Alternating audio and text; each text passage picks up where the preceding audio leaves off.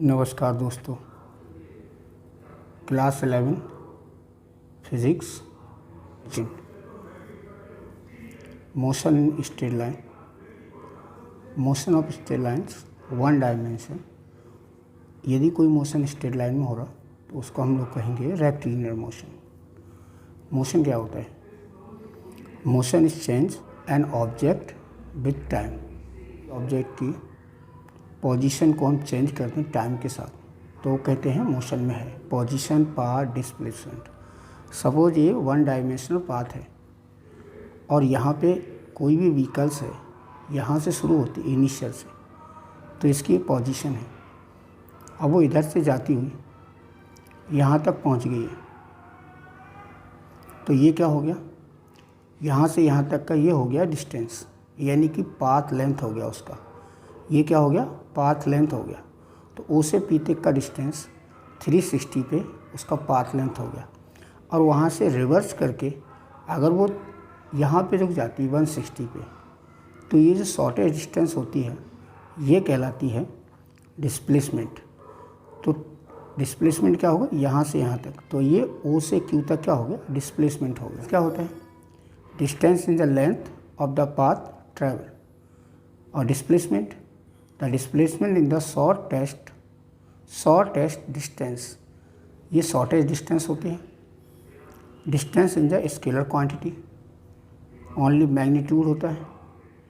और displacement is a vector quantity, magnitude as well as direction. Distance measure कर सकते हैं, is always positive, but displacement can be positive, negative और zero. तो displacement positive भी होगा, नेगेटिव भी होगा, जीरो भी होगा। Total distance covered is equal to algebraic sum. जैसे हम लोग टोटल डिस्टेंस निकालेंगे तो हम उसका एल्जेब्रिक सम करके निकालेंगे। जैसे सपोज एक ए से बी जाने पे कोई व्हीकल यहाँ से ए से बी गया, बी से सी गया, सी से डी गया, डी से ई गया, ई से एफ गया और एफ से जी गया। ये सारे को हम लोग टोटल एल्जेब्रिक सम निकाल लेंगे। टोटल डिस्टेंस क्या हो गया? A B, B C, C D, A E, D E, F plus F G. ये टोटल डिस्टेंस है, तो इसको कहते हैं एल्जेब्रिक सम। बट सपोज इसी पाथ पे कोई बंदा सीधे सीधे बनाए, मान लो यहाँ से लेके यहाँ तक जाए, तो ये क्या होगा? ये होगा नेट डिस्प्लेसमेंट। जो नेट डिस्प्लेसमेंट होगा वो होगा वेक्टर क्वांटिटी, यानी कि डिस्प्लेसमेंट है वो वेक्टर क्वांटिटी में होता है और जो डिस्टेंस होता है वो एल्जेब्रिक सम करके कैलकुलेट करते हैं। Distance will be never zero. Distance कभी जीरो नहीं हो सकती है, but displacement will be zero. Displacement zero हो सकता है। डिस्टेंस का ऐसा यूनिट मीटर, डिस्प्लेस का ऐसा यूनिट मीटर होता है।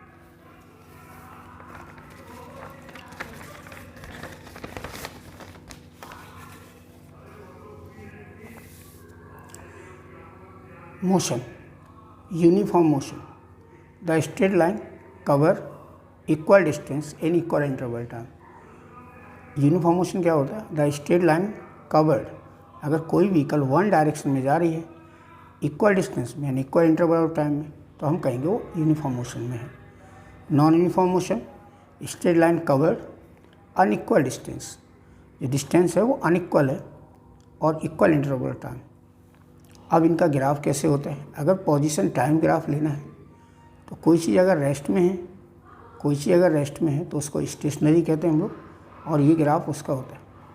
अगर कोई यूनिफॉर्म मोशन में है यानी कि इक्वल इंटरवल इक्वल टाइम में है, तो इस तरह का ग्राफ हम लोग शो करते हैं। ये सेट टाइम का है और ये पोजीशन का है।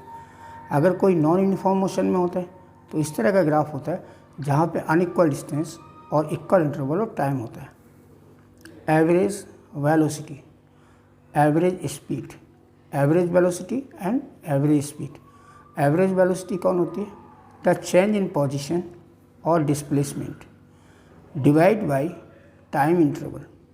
अगर चेंज इन पोजीशन और डिस्प्लेसमेंट को डिवाइड करते हैं टाइम इंटरवल के साथ तो वह एवरेज वेलोसिटी होती है। देखो एवरेज वेलोसिटी क्या होती है? V A V x2 minus x1, this is a change of displacement या position upon time interval t2 minus t1, तो इसको कहते हैं del x upon del T. और वेलोसिटी का यूनिट होता है मीटर पर सेकेंड। एवरेज स्पीड क्या होती है?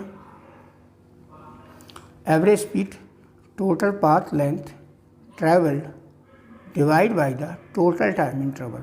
यानी कि यहाँ पे हम लोग चेंज नहीं लेते, क्या लेते? टोटल पाथ लेंथ लेते हैं। तो total path length upon total time.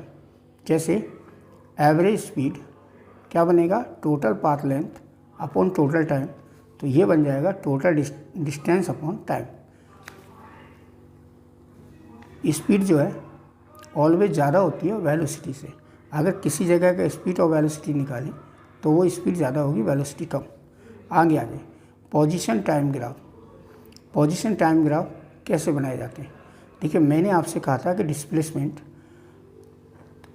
तीनों में हो सकता है, पॉजिटिव भी हो सकता है, नेगेटिव भी हो सकता है और जीरो भी हो सकता है। तो ये जो है पॉजिटिव वेलोसिटी पॉजिटिव भी हो सकती है, नेगेटिव भी हो सकती है और रेस्ट में भी यानी कि जीरो भी हो सकती है। तो यहाँ वेलोसिटी क्या है? पॉजिटिव वेलोसिटी है, यहाँ नेगेटिव वेलोसिटी का ग्राफ है और ये जीरो वेलोसिटी का ग्राफ है। Instantaneous velocity and speed. Instantaneous velocity is defined as the rate of change of position for a time interval which is very small।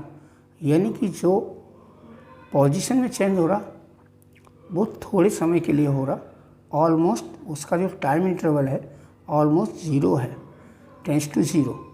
तो जिस तरह का the velocity of object under position of a specific point भी कहते हैं। इसी को हम स्पेसिफिक पॉइंट पे वेलोसिटी निकालना कहते हैं और इसी को कहते हैं इंस्टेंट ऑफ टाइम में वेलोसिटी निकालना। ये दोनों इंस्टेंट वेलोसिटी के लिए यूज़ किए जाते हैं। तो इंस्टेंट वेलोसिटी क्या होती है? VI लिमिट टाइम जो है time interval tends to zero, यानी कि टाइम इंटरवल ये जीरो की तरफ बहुत जा रहा है, time tends to zero del X upon del T. और जब ये लिमिट और del X upon del T हटेगा तो ये बनेगा dx अपॉन dt। यानी कि the rate change of the position या displacement with respect to time. Suppose इस तरह का एक क्वेश्चन आता है, the distance x of particle moving in the one dimension under the action of a constant force is related to time t by the equation. ये equation दे रखी है t equal to √x + 3 where x is the meter and t is the second. Find the displacement of the particle when its velocity is 0। निकाल के ऐसे x equal to t - 3, और अगर हम इसका रूट हटाएंगे तो यहाँ स्क्वायर करेंगे तो x इक्वल टू आ जाएगा √t - 3 का स्क्वायर, और स्क्वायर कैलकुलेट करते हैं a - b का होल स्क्वायर। तो t स्क्वायर + 9 और -60। अब इसको हम करेंगे dx अपॉन dt, डिफ्रेंशिएट करेंगे विथ रिस्पेक्ट टू टाइम, क्योंकि टाइम के साथ x को डिस्प्लेसमेंट को या पोजीशन को हम लोग डिफ्रेंशिएट करते हैं। तो इसका डिफ्रेंशिएशन क्या होगा? ये 2t आ जाएगा प्लस यहाँ 0 हो जाएगा और ये -6 रहेगा, यानी कि ये हो जाएगा 2t - 6। आगे देखिए आप, इसके बाद ये तो निकल गया वेलोसिटी। तो इसकी वेलोसिटी क्या आ गई? 2t - 6। अब यहाँ पे वो कह रहा है for zero velocity. Zero velocity कब होगी? ये कैसे निकालोगे? अगर वो जीरो वेलोसिटी चाहिए तो यहाँ पे 0 रख देंगे। 0 इक्वल टू 2t - 6, तो क्या हो जाएगा? 2t इक्वल टू 6, यानी कि t equal to 3 second. 3 second के बाद ये वेलोसिटी क्या हो जाएगी? 0 हो जाएगी। अब अगर मान लो आपको डिस्प्लेसमेंट कैलकुलेट करना, तो डिस्प्लेसमेंट कैसे कैलकुलेट करेंगे? अब आपको इस टाइम के लिए at t equal to 3 second के लिए डिस्प्लेसमेंट निकालना। तो ये जो क्वेश्चन है इसी में हम वैल्यू रख देते हैं t का। तो डिस्प्लेसमेंट क्या होगा? x इक्वल टू 3 का स्क्वायर + 9 - 6 × 3, ये बन जाएगा। अब इसको कैलकुलेट कर दीजिए तो आपका डिस्प्लेसमेंट हो जाएगा। देखिए डिस्प्लेसमेंट 0 होता है कि नहीं? देखो ये हो जाएगा 9 + 9 - 18। तो देखो ये 18 और 18 तो ये बन गया 18 माइनस 18 इक्वल टू 0, यानी कि 3 सेकंड के बाद डिस्प्लेसमेंट क्या होगा, 0 होगा। एक हम देखते हैं instantaneous speed. It is the magnitude of the instantaneous velocity. जो इंस्टेंटेनियस वेलोसिटी होती है उसी के मैग्नीट्यूड को हम लोग इंस्टेंटेनियस स्पीड कहते हैं। Speed instantaneous ds/dt।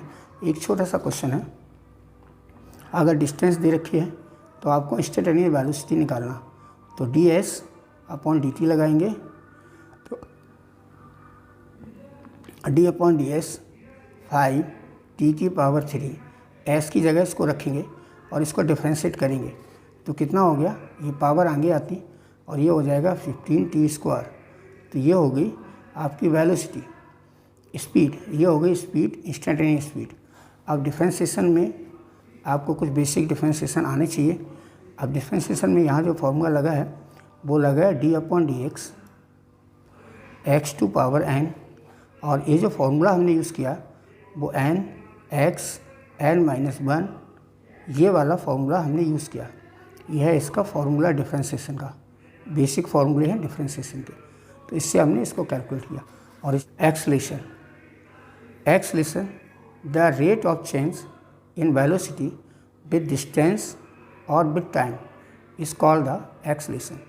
अगर वेलोसिटी को हम लोग टाइम के साथ चेंज करते हैं या डिस्टेंस के साथ चेंज करते हैं तो हम उसको कहते हैं एक्सेलेरेशन है। The rate change of velocity with respect to time called the acceleration. Acceleration change in velocity upon time taking. तो चेंज इन वेलोसिटी क्या होता है, b माइनस यू, यानी कि फाइनल वेलोसिटी और इनिशियल वेलोसिटी अपॉन टाइम। तो acceleration होता है मीटर/सेकंड² में। Average acceleration the change of velocity divided by the time interval. Average में हम लोग वेलोसिटी का चेंज लेते हैं और टाइम का चेंज लेते हैं, तो b2 minus b1 upon t2 minus t1, ये हो जाएगा ΔB/ΔT। ये भी एवरेज एक्सेलेरेशन है, यूनिट है। Instant acceleration the rate change of the velocity of A time interval which is very small, यानी कि ऑलमोस्ट जीरो। तो जो टाइम है वो अप्रोक्सीमेट जीरो के साइड में, जीरो की तरफ होगा, जीरो जैसा ही होगा, तो एक्सेलेरेशन होगा limit del tense to 0 ΔB/ΔT dV/dt, और इसी को हम लोग स्लोप कहते हैं और यही कहलाता है इंस्टेंटेनियस एक्सेलेरेशन। कुछ इंपॉर्टेंट्स ग्राफ हैं आपके,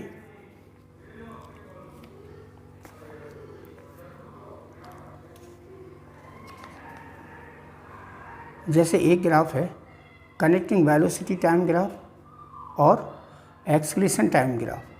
वेलोसिटी टाइम ग्राफ और एक्सेलेरेशन टाइम ग्राफ, आप ये ग्राफ देख रहे हैं आप लोग, ये ग्राफ हमारा वेलोसिटी टाइम ग्राफ है, वेलोसिटी वर्सेस टाइम ग्राफ। तो मैंने यहाँ पे टाइम ले लिया और इस वर्टिकल में वाई एक्सिस पे वेलोसिटी ले ली। सपोज़ 5 सेकंड में 10 मीटर वेलोसिटी हो जाती है।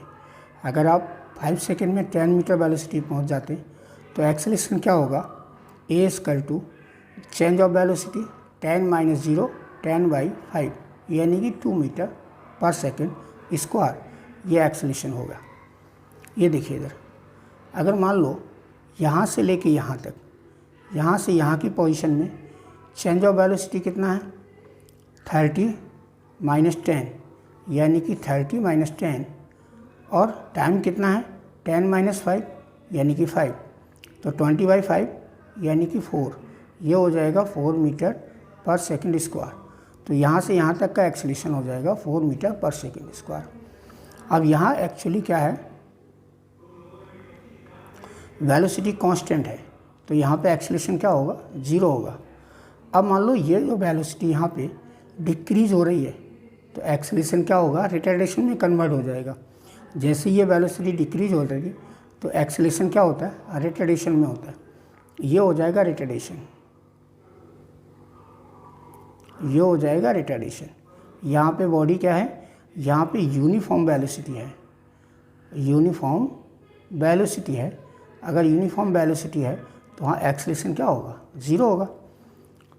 राइट। तो अब रिटार्डेशन में क्या होगा, वेलोसिटी आपकी यहाँ से यहाँ आ रही है, यानी 30 से 20 हो रही है, तो डिक्रीज़ हो रही है, डिक्रीज इन वेलोसिटी, तो आ जाएगा रिटार्डेशन, एक्सेलरेशन की जगह रिटार्डेशन होने लगेगा। तो क्या डिफरेंस है, देखो अगर आप 20 माइनस 30 रखते हैं तो -10 आएगा, -10 और टाइम क्या होगा 20 माइनस 15 यानी कि 5, तो रेडिएशन होगा -2 मीटर पर सेकंड स्क्वायर। तो ये ग्राफ है आपका टाइम वेलोसिटी टाइम ग्राफ, और ये ग्राफ है आपका एक्सेलरेशन टाइम ग्राफ। जो आपने यहाँ पे कैलकुलेट किया उसी को हम लोग कन्वर्ट कर सकते हैं इस तरह के ग्राफ में। देखें कैसे, आपका यह है एक्सेलरेशन का ग्राफ, क्योंकि एक्सेलरेशन 0 भी होता है, पॉजिटिव भी होता है और नेगेटिव भी होता है। ये पॉजिटिव है, इसका ये पॉजिटिव हो गया, यहाँ पे नेगेटिव हो गया और यहाँ पे 0 हो गया। तो एक्सेलरेशन नेगेटिव, पॉजिटिव और 0 तीनों हो सकते हैं। तो फिलहाल तो हम अभी जो कैलकुलेशन किया है उसी का ग्राफ बनाते हैं, एक्सेलरेशन टाइम ग्राफ। देखें पहले एक्सेलरेशन था 2 मीटर पर सेकंड स्क्वायर, तो और ये टाइम है, तो ये 2 मीटर पर सेकंड स्क्वायर यहाँ से यहाँ तक का ग्राफ होगा, ये पहला वाला। फिर दूसरा वैल्यू था 4 मीटर पर सेकंड स्क्वायर एक्सेलरेशन। अब ये क्या था, टाइम के साथ अगर देखा जाए तो ये ग्राफ यहाँ से शुरू हो रहा था और यहाँ तक जा रहा था, तो एक्सेलरेशन में ये टाइम, ये ग्राफ जो आपका ये दिया हुआ है यहाँ से यहाँ तक, ये आपका होगा 4 मीटर पर सेकंड स्क्वायर का। इसके बाद ये कांस्टेंट एक्सेलरेशन है, तो कांस्टेंट एक्सेलरेशन है ग्राफ 5 to 10 सेकंड में है, सॉरी 10 to 15 सेकंड में है, तो ये ग्राफ कांस्टेंट एक्सेलरेशन का ग्राफ है। इसके बाद आपका 15 से 20 तक यहाँ पे वेलोसिटी डिक्रीज़ हुई है, तो अगर वेलोसिटी डिक्रीज़ होगी तो आपका ये एक्सेलरेशन क्या होगा, माइनस का होगा, रिटार्डेशन होगा। तो जब वेलोसिटी डिक्रीज यहाँ से यहाँ तक हुई है तो ये ग्राफ होगा 15 से 20 तक और होगा 2 मीटर पर सेकंड स्क्वायर, यहाँ लिखिए